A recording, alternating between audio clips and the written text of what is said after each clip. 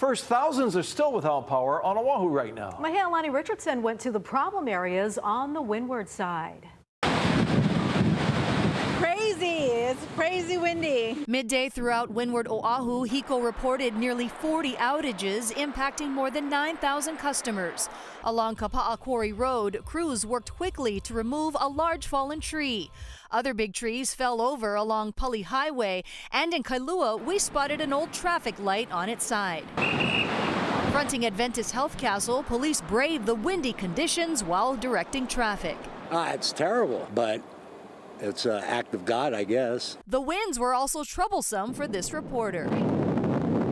When the wind picks up, it's really hard to keep your eyes open and you have to lean into it to avoid getting knocked over. Kaneohe resident Kimo Romanowski says starting last night, he heard falling and crashing sounds. Blowing everything down, blowing boxes all over the place.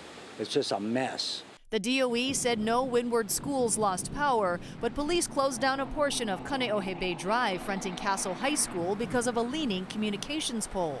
Hawaiian Electric says it dispatched more than a dozen crews to inspect its equipment, but the weather made work challenging. You can have the high winds blowing trees around or breaking off branches or leaves and them blowing into power lines. Sometimes the weather picks back up and causes another outage in another area. The city also closed Ho'omaluhia Botanical Garden because of downed trees and branches.